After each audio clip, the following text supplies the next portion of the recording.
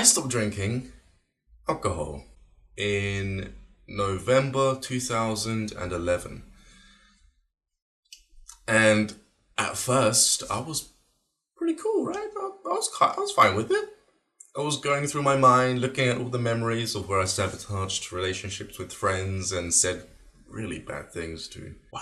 All because of the influence of alcohol, okay? Now, I remember when I broke the news to my friends for the first time. I remember breaking the news to my friends for the first time that I was going off meat.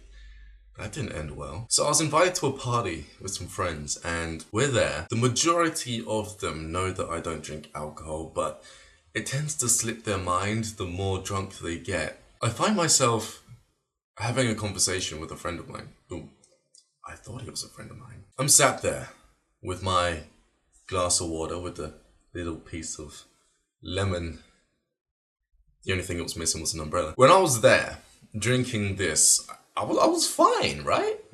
And I was acting like myself. I was being happy, drinking water. Everyone else was completely under the illusion that it was alcohol, by the way. I did not bring up that I was quitting alcohol because I didn't want all the attention on me, per se. I wasn't that type of guy. Hey, I just quit alcohol. Everyone see what I'm doing over here. That wasn't me.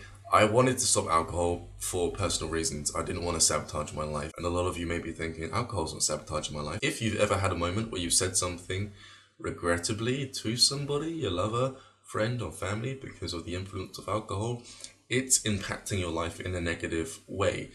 If you're waking up and you cannot remember your holiday that you've just worked tirelessly for, saving up all the money in order to afford going to Lanzarote, to the point where you can't remember the entire trip, then it's sabotaging your experience here in 3D. It's messing with how you're exploring your life. You're literally deleting your memories that you're trying to cultivate all this time to experience, and you're hitting delete every time you get drunk or get overly wasted. So I'm sat there with a specific friend, and I'm gonna give you the PG version of what he said. Why are you not drinking as much alcohol as you used to? You Puss in Boots. Hurry the duck up and drink. I'm going to buy you drinks right now and you're going to sit there and drink all of it. Then we're going to go to the bar and drink some more alcohol. Then we're going to stumble over to those ladies over there which aren't quite attractive, but I'm sure if we drink more and more and more, they will eventually look attractive. And we're going to ask them for a dance. His words, his way of expressing, not literally, he didn't say duck or Puss in Boots, but his way of expressing that I needed to get completely hammered in the moment. But that wasn't me anymore. I didn't want to drink.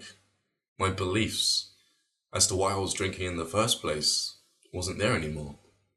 I didn't need to drink to feel socially acceptable within the confines of this nightclub, to build up the courage to speak to pretty women or to make new friends. I didn't need to do that anymore. I went through my psychology as to why it was that I was having those issues in the first place, and I faced them head on, so I don't need these crutches, which just felt heavy. I had to rely on alcohol in order to be so drunk to the point where I didn't overly think about what could happen in the future or what did happen in the past.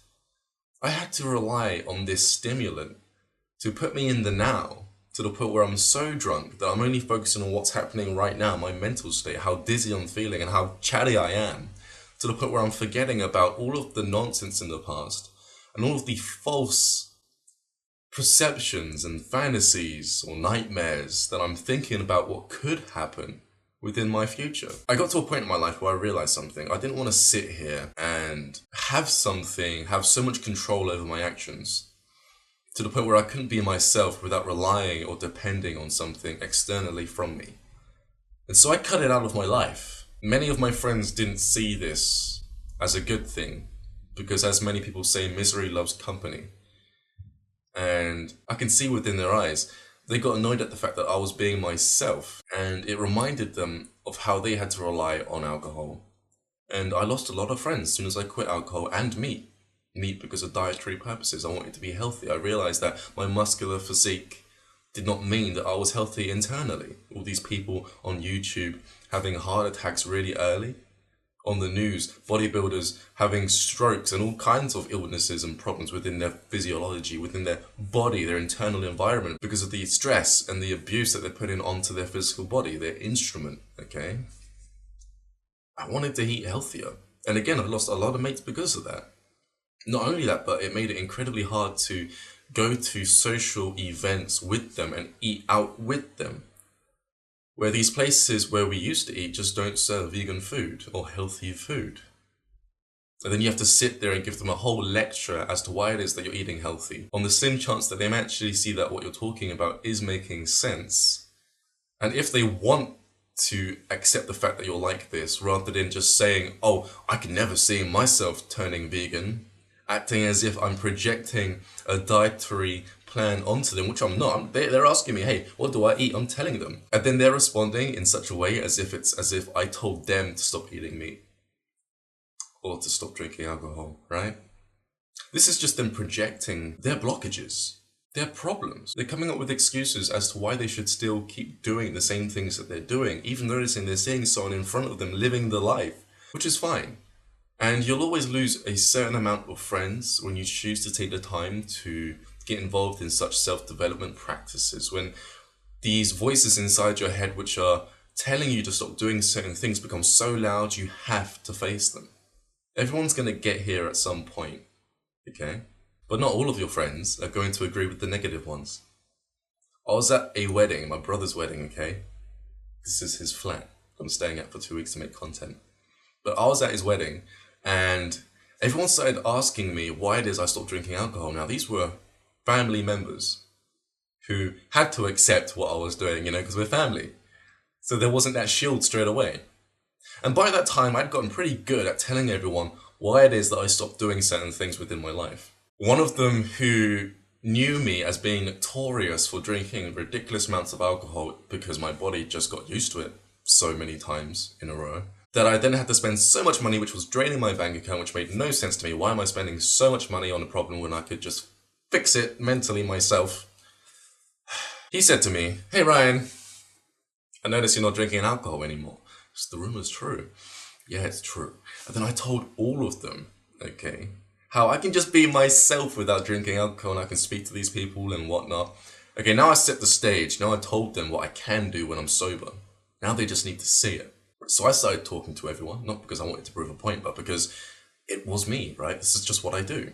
And many of my other friends who decided to keep me around for nightclubs also started to notice this change, this shift in my personality. They started seeing me be open and speaking and dancing with anyone and everything, right? Everything. Meaning cosplay, they dress up like cosplay people. Megatron, Optimus Prime, Smurfs, you name it. I was just so open with my newfound clarity that by the middle of the night, people started to drink water with the lemon slice. Mission accomplished, right? They saw me being authentic and being okay and being free and not having to lean on alcohol as a crutch or as a distraction to keep me within the moment so that I'm not suffering by thinking about the past or the future probabilities. And they decided to do the same thing.